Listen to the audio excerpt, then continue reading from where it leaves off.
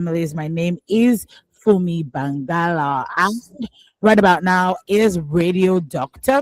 And Radio Doctor is Nigeria's first specialized radio health program where medical doctors consult for free and advise you on Women Radio 91.7. This program airs Mondays through Fridays, 10 a.m. And today's program is proudly powered by Teledoc, a secure digital platform that allows you to consult verified doctors anytime, anywhere. With Teledoc, you can book a quick consult for 10 minutes or a full consult for 30 minutes. Choose your preferred time, join a secure video call within the app. You can also upload your medical records, receive prescriptions digitally after your consultation. Every Wednesday and Thursdays, we feature trusted doctors from the Teledoc network to answer your health questions live. My name is Dimlade Okiwale. And my name is Fumi Bangala. Like I said earlier, today we're focusing on the group we don't really talk about enough, our elderly population. And also, we forget that we say we are going to grow old. Aging is a natural part of life, but with it comes a unique set of health challenges from maybe physical weakness to memory changes, maybe chronic illnesses, maybe even emotional needs, because a lot of times we end up just leaving our elderly population alone. We don't keep them company. We actually they are putting so much burden on us. They are stressing us out. And in many homes, many family members suddenly find themselves becoming caregivers without adequate or proper information, without adequate or proper support. So today we'll be discussing geriatric care, how to support healthy aging, recognize health challenge early, and properly care for elderly loved ones. Joining us today is Dr. Stephen Ashesi Magre, a consultant family physician at Abubakar Tafa Balewa University Teaching Hospital, Bauchi State, Nigeria. And she will help us understand what aging really looks like from a health perspective and how families can provide better care. Doctor, welcome to the show. Yes, yes, yes. You're very welcome to the show. Before you go on, the phone lines will be open shortly for you to ask questions. Ask also, send us messages to 0703 1756537 or 7,917,917. That's the number to call, or 09155917917. We've also brought about started a new initiative where you can send your voice notes to us via our text and WhatsApp message line as well, 0703 1756 or 08155 917 917. Once again, this is Women Radio 91.7, and this is Radio Doctor, Nigeria's first radio health program where doctors consult for free. And like Debbie had said, our doctor this morning is Dr. Stephen Asheze Margaret, and she's going to be talking about geriatric care this morning. Demi, over to you. Good morning, doctor. Good morning. Thanks for having me. No problem. Let's start with the basic. What is geriatric care?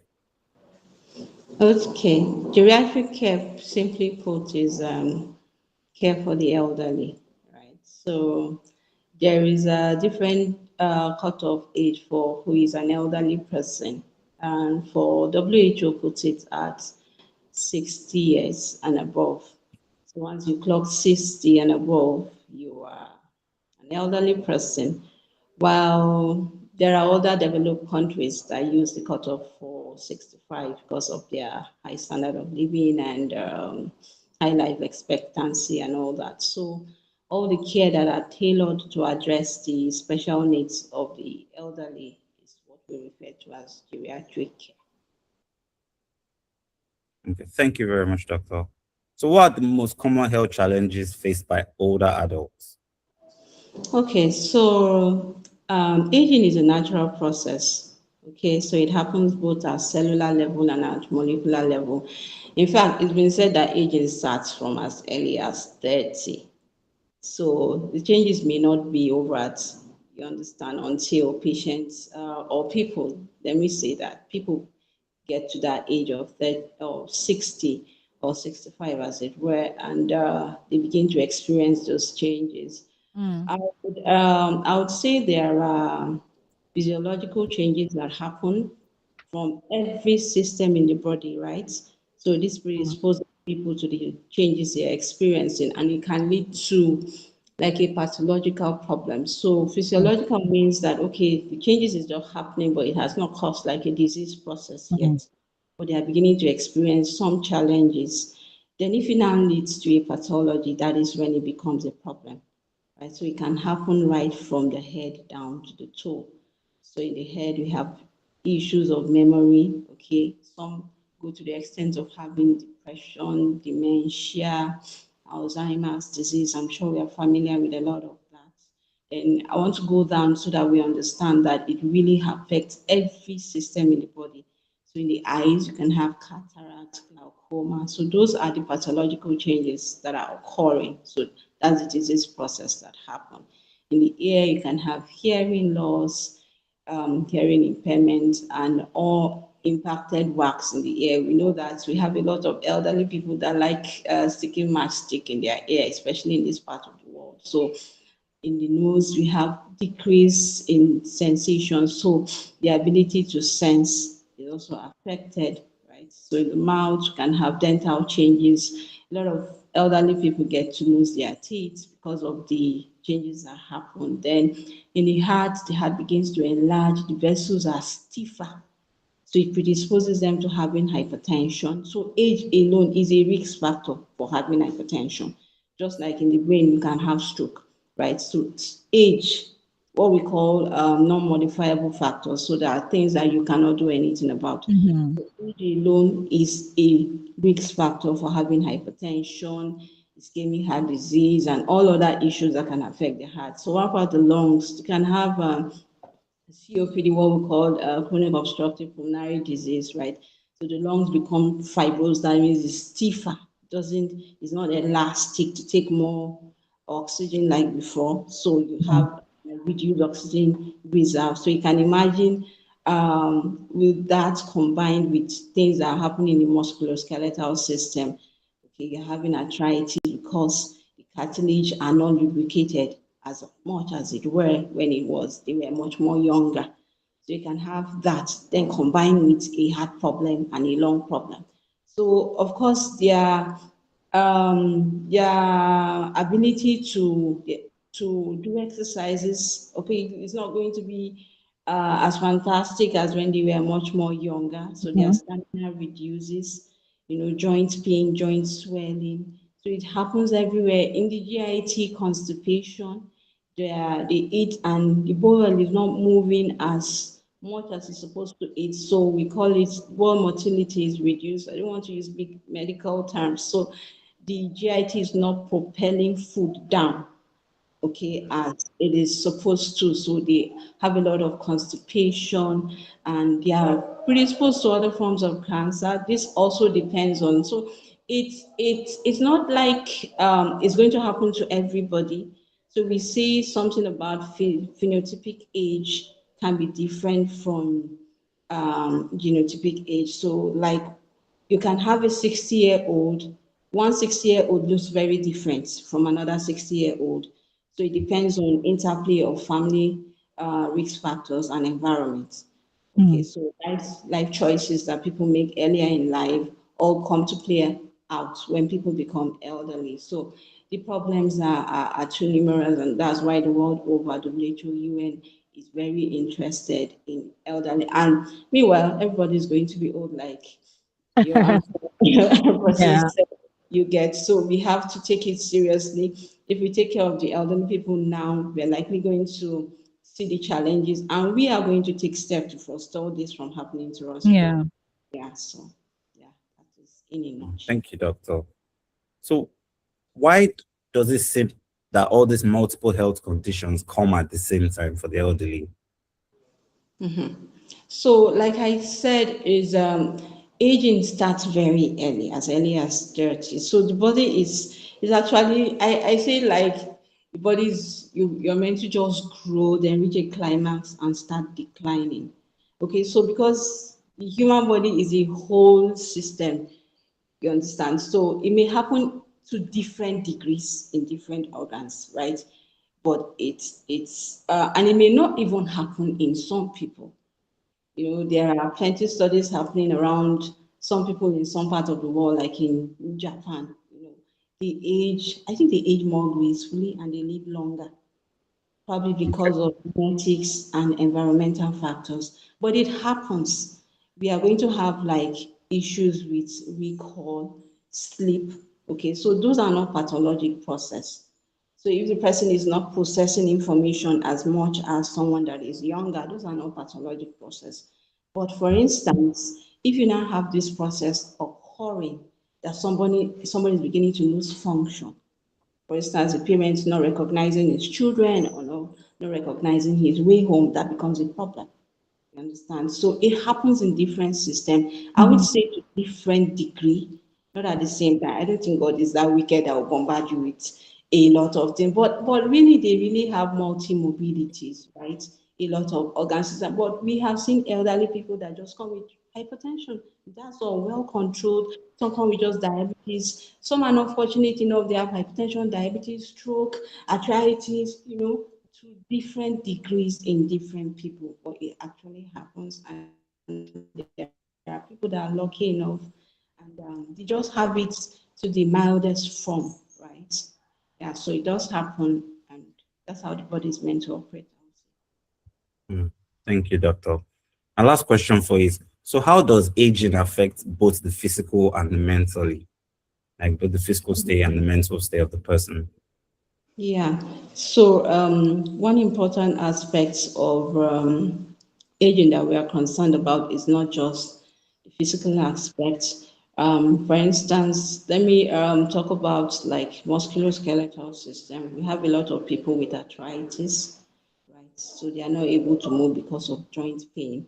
We have some. In fact, I just saw an elderly patient not too long ago with the the joint of the hip just collapsed into the it just collapsed. So that means it's supposed to be like there's a joint and connected to another joint, means there are connection of two bones, right? So one bone just collapsed into another, and she was in severe pain. And she didn't have fracture, she did not fall, she was not, just because she's elderly, predisposing her to osteoporosis, calcium in the bone is reducing, it has led to that physical problem. Now imagine the mental issue she's going to have from that. Even if she doesn't have depression, she doesn't have dementia, she's going to have chronic pain, right? Her function is affected, and that's the major problem that elderly people come with. Everybody wants to be moved around, everybody wants to be able to stand up, take your bath, eat your food. But when you are not able to do that, it becomes a major problem. Before you know, people that are not even initially depressed begin to feel like low self-esteem, then loss of function, then full-blown depression, no mood, no energy, no interest. You feel that life is not worth living because before you move from point A to B in your own apartment, you need help. So that physical state now has predisposed to a mental problem. And I've seen a patient, I saw him yesterday, right? He has hypertension, he has diabetes. So he just became aggressive to his family members. He was accusing his wife of a lot of things, and that is frank delusion, right? Because all the things he's saying are not true, but he believes that they are happening. So his mental state is beginning to change and becoming a problem. In fact, a major problem. You understand? So the physical state has a major link to a mental problem. So we have something we called um, health related quality of life. So when people's health is affected, their quality of life is also affected. Okay, so their function, their psychological state, all is going to be affected. So health is supposed to be like a wholesome thing, right? So you have a physical problem can lead to a mental problem, and a mental problem can actually lead to a physical problem too.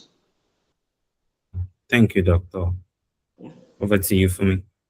Thank you so much, Dr. Margaret. I mean, when you said 60, what was it, the age 60 years, the first thing I said was, oh my gosh, I was already calculating how many more years I have to be referred to as an older citizen. That's what I said immediately. I was like, oh my gosh, I got 20 years.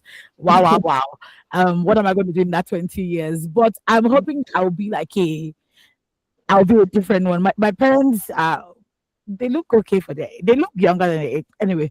That's not it. But how can families differentiate between normal aging and something more serious like dementia? Of course, we know that as we even as human beings, for instance, when I was pregnant with my kids, my memory was not memorying at all because I was forgetting things, the mommy brain. Sometimes I still have that happening with me.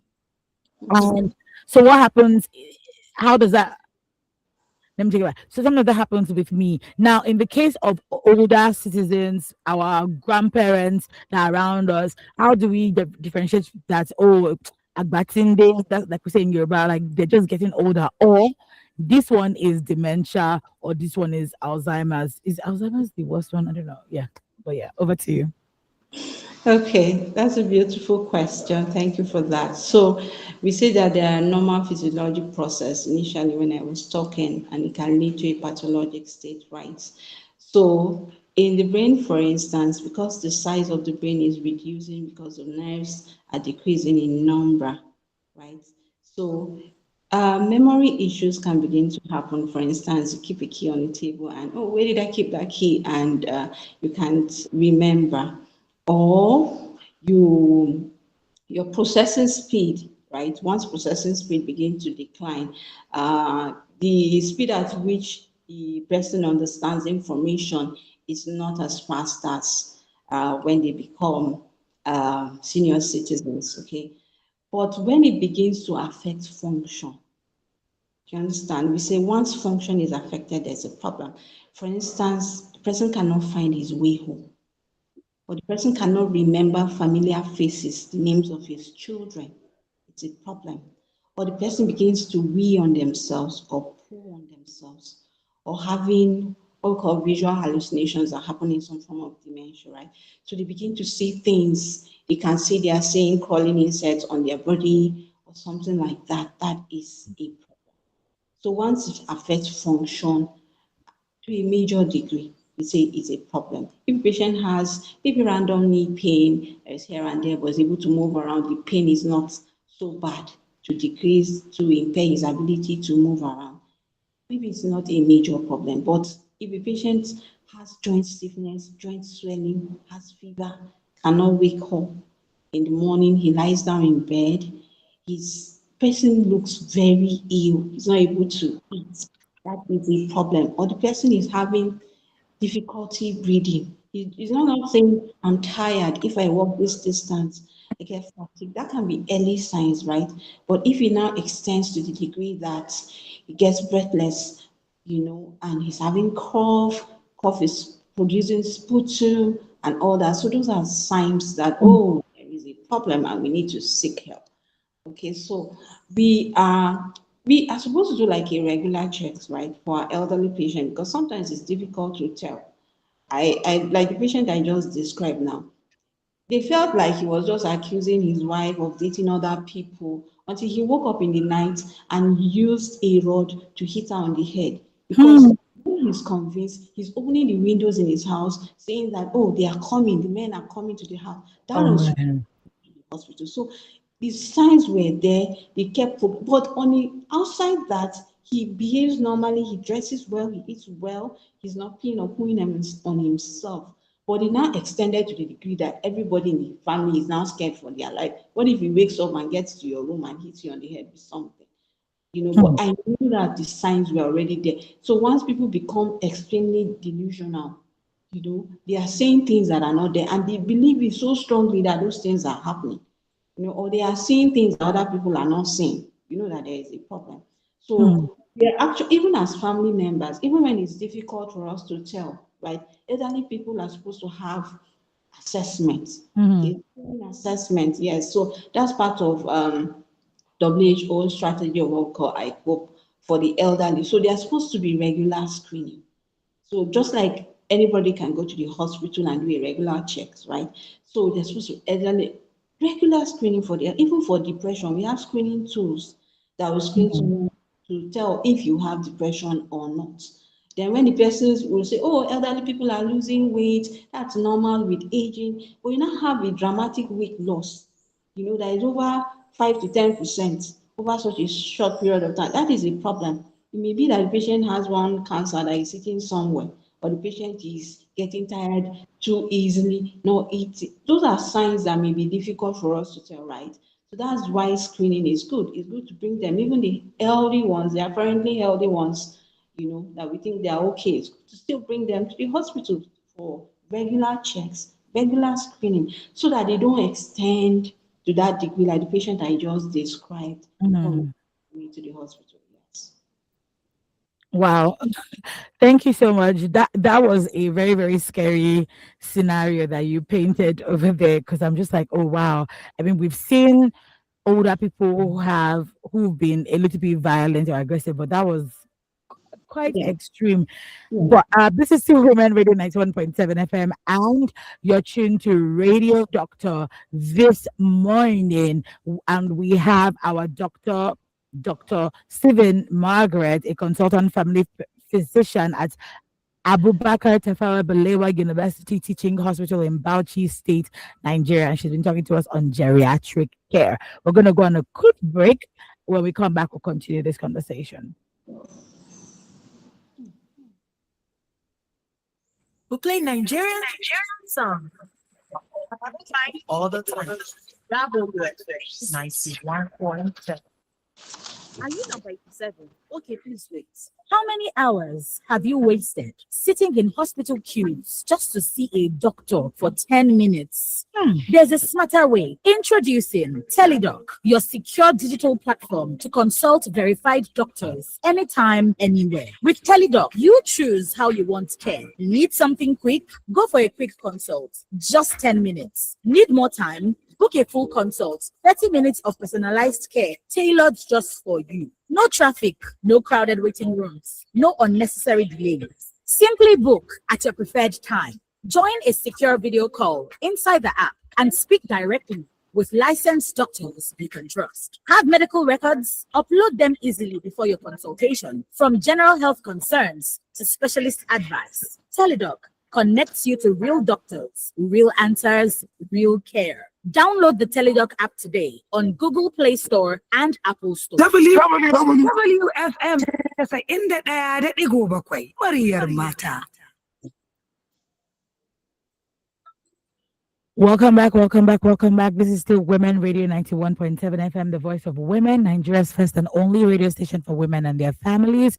And this is Radio Doctor on Women Radio 91.7, Nigeria's first specialized health program where medical doctors consult and advise you for free on radio. Before we went on the break, we said we have our doctor, Dr. Margaret, a consultant family physician from Abubakar Tafawa Balewa University Teaching Hospital in Bauchi, and she's been speaking to us on geriatric care. Demi is here, myself, Fumi, I'm here as well. My next question for you, doctor, is conditions like arthritis, hypertension, diabetes, what do they do to the aging body? So those are chronic conditions, right? And they have a lot, a lot, a lot. In fact, they are like the commonest things we see in the hospital. So what hypertension does is the blood vessels become stiffer with aging. Then some parts of the heart begins to grow thicker. Okay, so in order to overcome the resistance of it's like pumping water through a pipe, and there is an opposition at the other end. So what the heart does is just keep growing bigger, just to overcome that opposition in order to get enough blood to go everywhere in the body. So in doing that, the blood pressure rises, right? So when the blood pressure rises, that's when we say someone is hypertensive once it has gone beyond a certain threshold. So when this happens over time, we say hypertension is silent killer because initially it doesn't give signs. In fact, in a lot of people, is during routine checks that they realize that their blood pressure is actually high.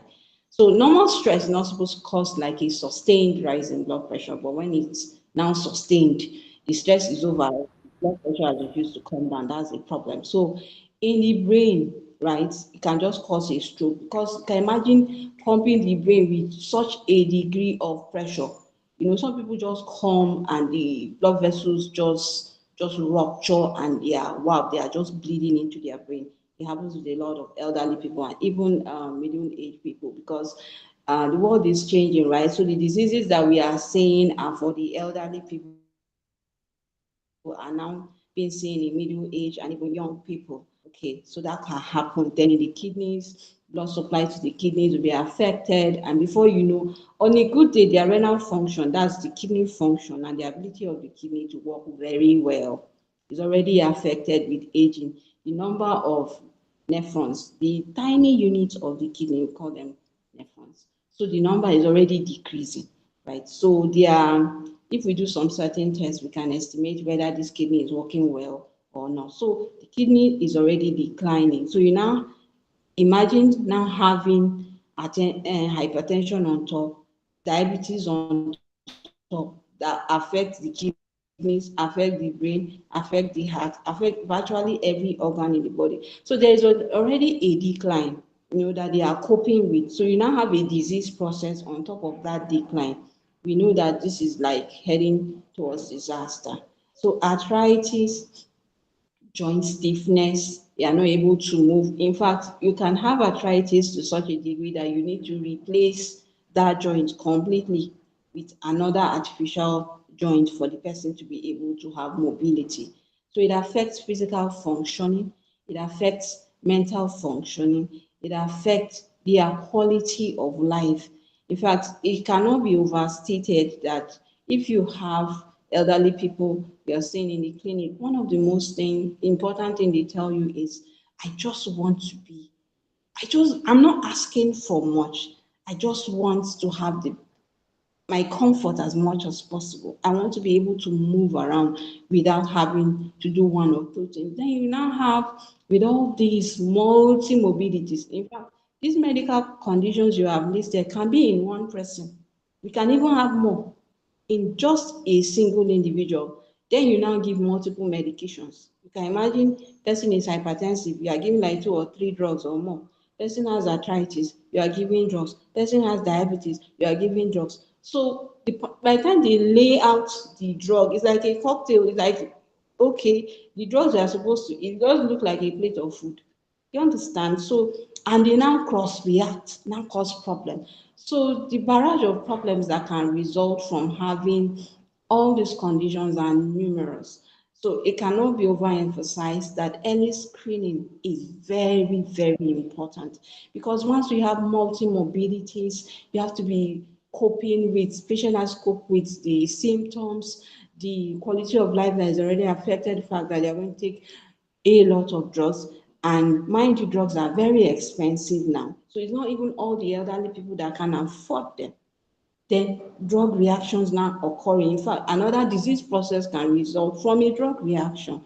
So the problems are too numerous. So the place of early screening, in fact, I've not mentioned cancer enough because there are several cancers that can be screened, and in fact, they're supposed to be a scheduled basis. I think Nigeria is going to that stage where we can have like a wellness clinic, right? If we can have people key in, like we have people on the Teledoc app, if we can have like an innovation where people key in and say, okay, I am within so and so age group, can the app like prompt like to tell me about my risk factors and when I am ready to be screened for a certain disease. For instance, colorectal cancer can start as early as 50 years. So if you have family history and all that, you can even go down. So we have different criteria to say that, oh, you just see an email popped up like, oh, you are due for your screening test for so and so. So those are the things that we can do like to give back to the society and have a healthy, a healthy society. So the vast of things we can do is the amount of things we can do is quite numerous, but we can always start from some. Thank you so much, Dr. Margaret. Nutrition. I remember that when my grandma was when she was still alive, that was a major thing. Oh, you can't eat salt. Oh, you can't this. Oh, you can't eat fish and meat. You can't eat chicken anymore. It was fish she was eating. What role important is nutrition in? What role does it play in maintaining health in old age? Okay, so nutrition is important for general well-being. There are macronutrients and micro ones. So there are major food classes we know: carbohydrate, protein, fats. Then there are other micronutrients. Okay, so they are all important in building tissues, building cells, building different systems. Ultimately, so I initially said that absorption is reduced as people age. So absorption of major nutrients like calcium, iron, vitamin D, all of them is reduced to a great degree. Vitamin B12, a lot of all those nutrients, absorption is reduced because there are some cells in the GIT, right, that get like we call them atrophy. I don't know which word to use to describe them. Okay, they are not functioning optimally as they used to, so they are not able to absorb these nutrients. Okay, and the secretions in the stomach that are supposed to help with digestion is also affected, right? So imagine an elderly person already having, this is a physiologic state, right? So, like in women now, postmenopause, risk of osteoporosis is high. So, once people get to a certain age, we are supposed to have like some supplements, like for calcium, vitamin D, exercise to reduce bone breakdown, because that's what happens as we age. So, nutrition is going to help with bone health. So, that's one aspect.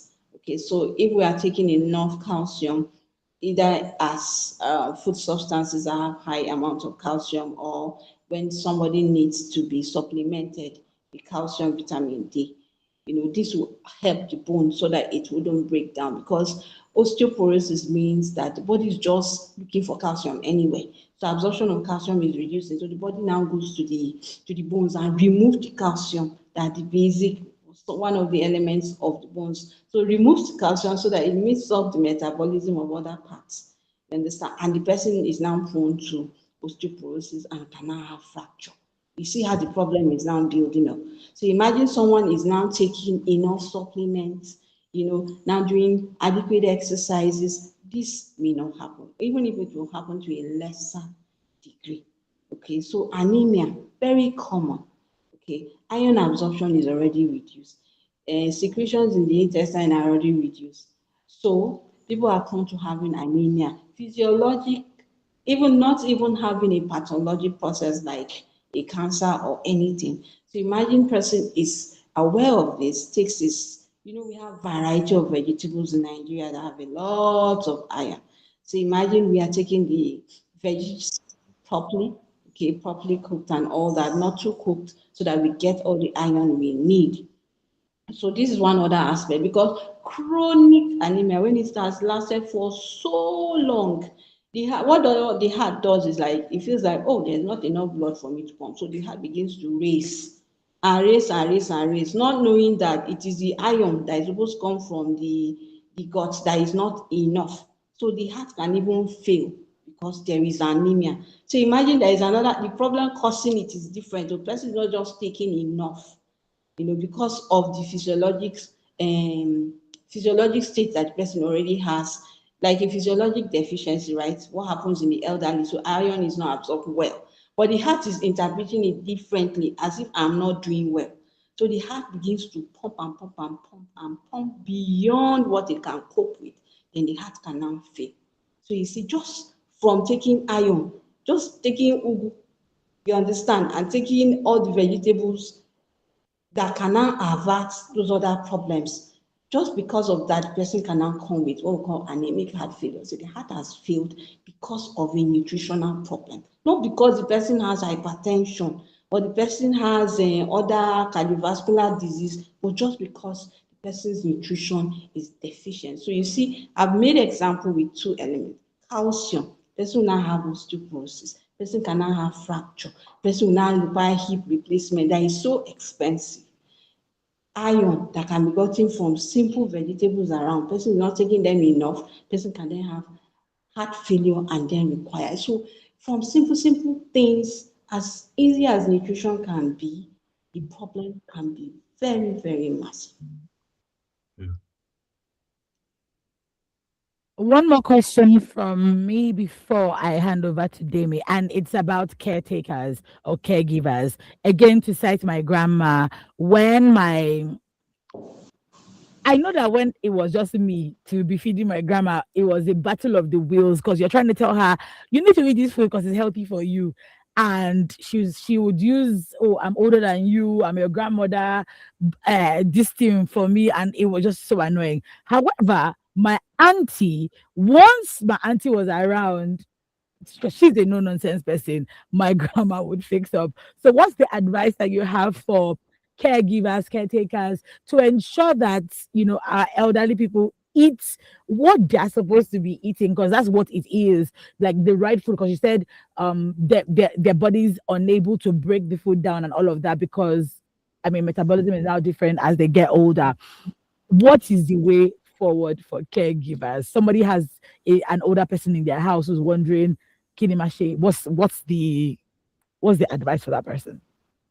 I'm smiling because I just experienced a similar scenario. I saw a grandma that came with her daughter. Her daughter just flew in from the US.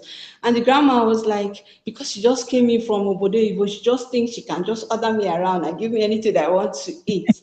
So we have strategies, and I would like to say kudos to all the people that are caring for elderly people because of Yes. our now way of living, right? We don't have to take them to specialized homes. And it has been proven by several research that they do well when they are in the communities they are familiar with, when they are with people they are used to, right?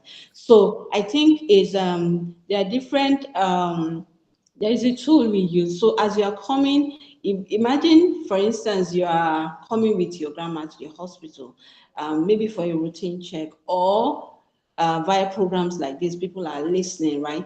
So we should know that it has to be, there's what we call what is most important to the person, right? You have to consider the fact that they have contributed their own quota to this life, and we can negotiate with them and try and talk with them and say, okay, this is like this is like this, we're giving you this because of this. Can we negotiate to take this in the morning and take this in the afternoon? Okay, can we indulge you to take this once in a while if we're able to take this? Because I think a lot of them just feel like they have lived their life, so even if heaven calls, they are ready, so they should eat whatever they want to eat. But we have to still talk with them nicely. I think a lot of caregivers are burnout. Can imagine someone taking care of a stroke patient that is ambulation is a problem. Okay, then you want to come and be texting the person to come and be eating. After the suffering, the caregiver is already suffering. So we have to do like probably like a specialized session for the caregivers to help them with coping mechanisms. And there are standard geriatric cares in most hospitals now. I know most tertiary hospitals have a geriatric clinic where you don't just address the patient, you address their caregivers too, because caregivers need to be taught how to take care of these people at home. They need to learn skills so that they will be able to manage these patients with their special challenges. It may even be that those patients have some mental health issues like depression. And you're telling the person to eat, the person is not going to eat. He doesn't even understand the importance of that food you are calling. So that's why that screening is there. So as we have taking care of people at home, you should first of all be patient with them and ask them questions. Like you ask children now, you ask them, what do you feel about this? What do you think? Why are we giving you this instead of this? Okay, then you talk. Person will tell you, okay, it gives me heartburns. Sometimes if you give them iron, right? Give them iron without food, they get heartburns. So they will not want to eat it because of that. But but maybe they are not expressing it enough for you to understand that it's because of this. If we are giving this drug A, drug B, drug C, maybe they are cross-reacting and causing unpleasant side effects, so they may not agree to take it. And because of that bloating, their GIT is not functioning as it's supposed to be. Their bowel emptying. They don't go to toilet as frequent as other people, right? So they may have constipation. In fact, sometimes they have what we call impaction, okay, such that you have to take them for a procedure before you empty the bowel. So they may be experienced that, they may be experiencing a lot of bloating because of what you're giving them. So we need to understand the challenges they are having with certain type of food so that we address them. If there is already a medical problem growing slowly, okay, if we need to give them more information and earn their trust, right? So we can do that. It's a big process. So we encourage people to seek a lot of information so that we understand that caregiver burden is also real, okay, and these challenges that the elderly people are having is also real. Then we have a way of meeting in the middle so that it will be a win-win thing for everybody. Thank you so much. Over to you, Demi.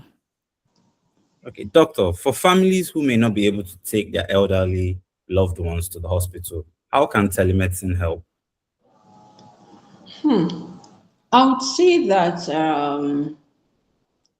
this the introduction of technology in medicine, it's very, very important. In fact, it has broken a lot of barriers, right? So we know that a lot of people are working, they are busy, but they have elderly people to cater. So if we have like some of the challenges we are already listing, if we have like people enrolling or enlisting their elderly people or other family members into the telemedicine app, like I said, initial assessment is very important. So your elderly person may not even have a problem, but if he talks to a doctor, for instance, we can do we do history, we do family risk factors, we call it risk stratification. So if you talk to an elderly person, you know that okay, this family, for instance, has high risk of colorectal cancer. You need to be doing screening as often as 10 years, depending on your risk. Okay, 5 years, depending on your risk. So if we get to interact, you don't even need to go to the hospital to do that. If you get to interact with your doctor and enlist your elderly one into a telemedicine app, now, right? So you get the prompt that it is time for your elderly person to go and do a test. We can be reviewed by the doctors on telemedicine app, and it saves you time. That is one aspect. Two, if you want nutritional advice, if you want counseling on things that are happening in the house that you don't understand, maybe there are behavioral changes, maybe there are things that you are seeing in the elderly person that you don't understand, you can talk to a doctor online because the I know that patients go through a lot to see a doctor. They come very early in the house. They have to forfeit everything they are doing for that day, and you need money to pay for all that. So imagine you can talk to a doctor online, take a few minutes off work, and do that. Once you do that, you know that there are physiological and pathological states. So if you talk to a doctor can tell you that no, this is not normal age, this is a problem. This is a medical problem.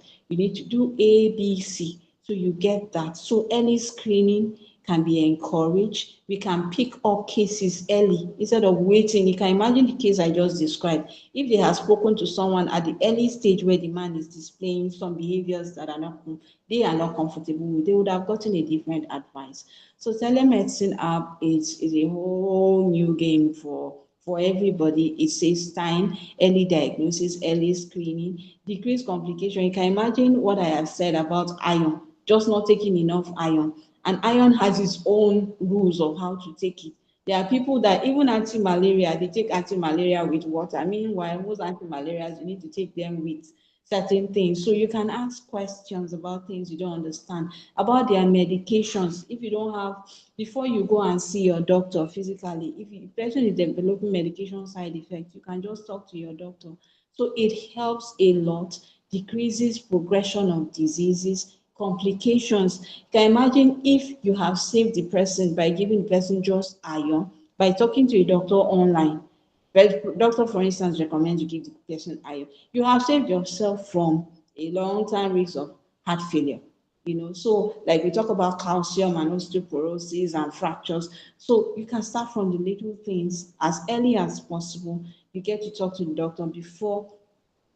That will save you time and halt the progression of these diseases. And so it's very important. It's a one-click thing away from just click on your phone and you get to do that. So that will help the whole family and everybody.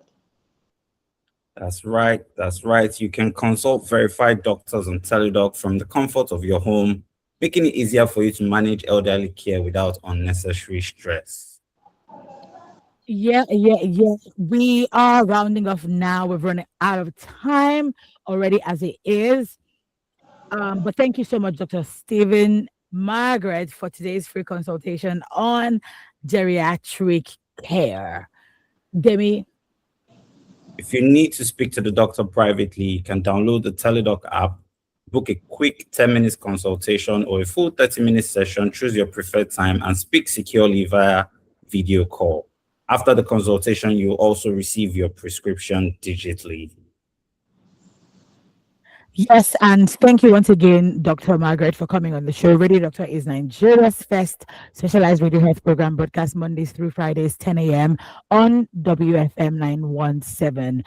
Again, thank you so much, Dr. Margaret, for coming. I'm sure that every single one of us, myself included, has learned one or two things important when it comes to caring for our elderly people around us. With that being said, catch you same time tomorrow for another edition of Radio Doctor at 10 a.m. From me, it's bye for now. My name is Fumi.